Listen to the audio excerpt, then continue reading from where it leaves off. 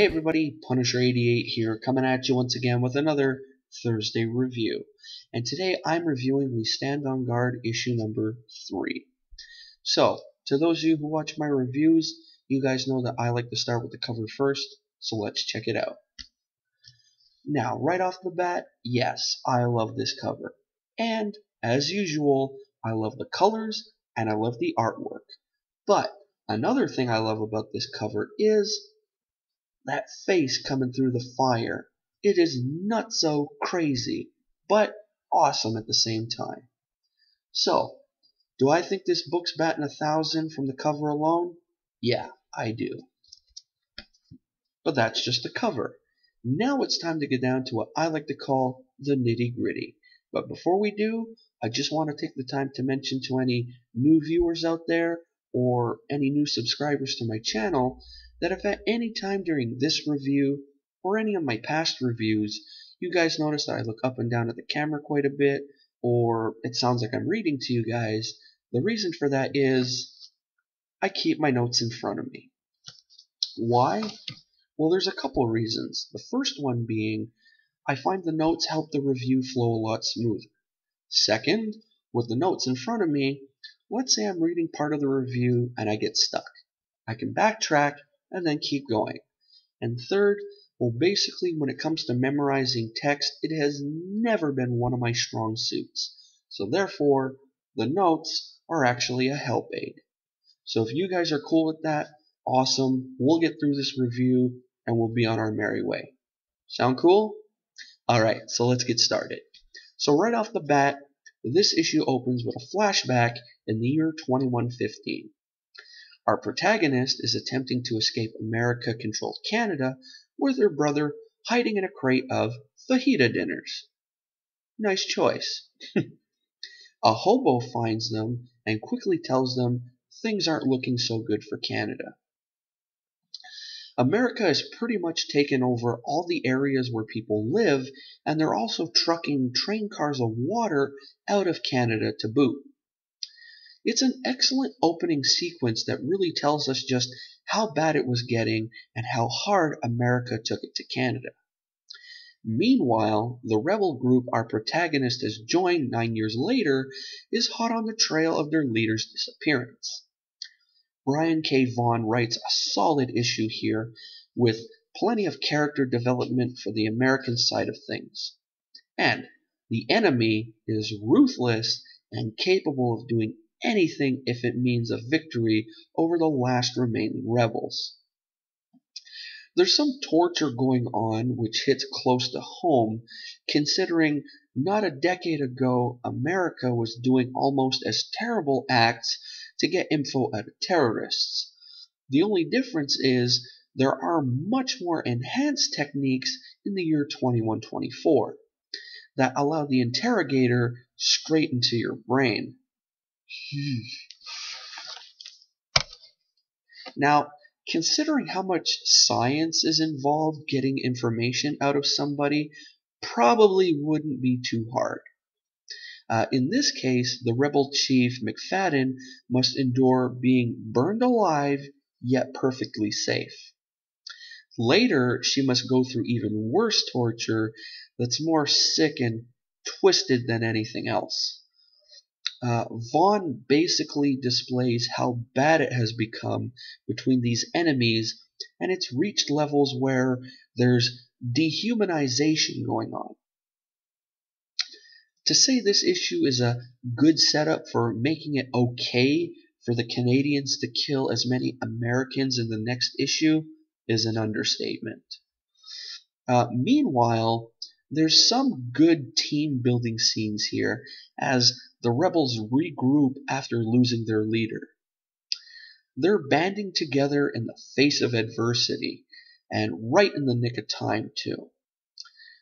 I suspect that in the next issue we will be getting some real action-packed stuff due to the events here.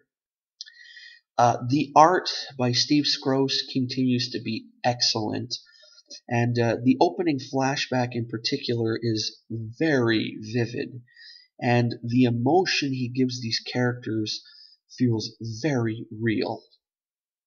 Uh, they're basically outcasts in their own country, trying to just be free of the American tyranny, but there's nothing they can really do.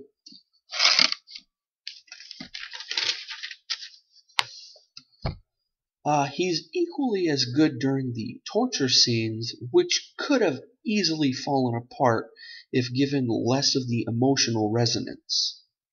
His layouts tend to be a little less inventive, sticking to the simple 5 larger panels per page, and they don't deviate much, which tends to keep the pace a bit slower, but there's enough detail, including multiple character reactions in a single panel, to really keep them interesting. So, all in all, this is an enjoyable build-up issue that really raises the stakes, but also builds the characters too. This is possibly, I think anyway, the best war comic published today.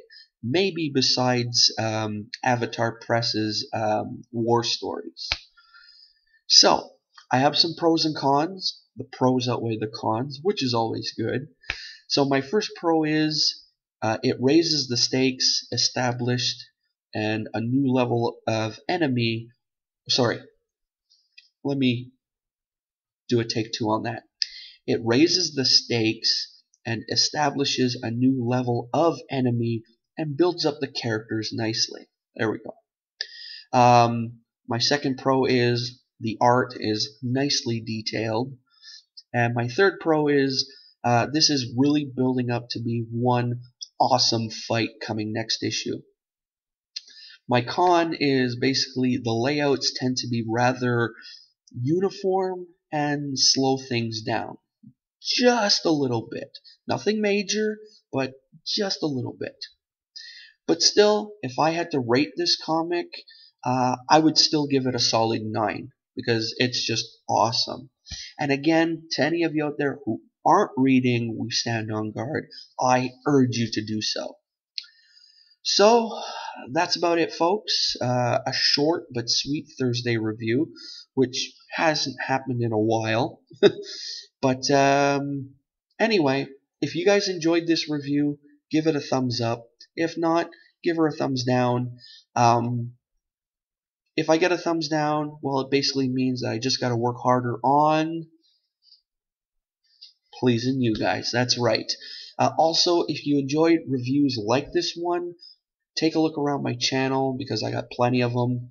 I do a new comic review every Thursday and Saturday. Thursday being a current comic, Saturday being one of either a back issue book, a hot topic book, or something that just really catches my eye. If you're into unboxings, I do one every 2 months since I am a member of the Marvel Collector Corps. And if you're into backstories on lame comic book characters, well, every Wednesday I pick a character at random and basically give you their backstory. I give you their first appearance, who created them, so on and so forth. And also, if you're into the standard comic book hauls and whatnot, I got plenty of those too.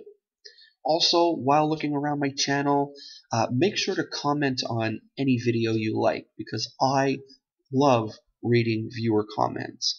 And also, like or dislike any video you watch. Yes, I did say dislike because let's face it, no one's perfect, right? And then, when all is said and done, before leaving, make sure to click that subscribe button. Alrighty? So, that's it for now, but Friday, I'm going to be posting my entry video to Got It Needed Comics 200 plus subscriber contest, so look out for that. And then, of course, the weekend review. So, I'm not giving any spoilers on this weekend's review. I know I did last weekend, but I figured I'd keep you guys in suspense for this weekend. Alrighty, so till then, this is Punisher 88 signing off. See ya.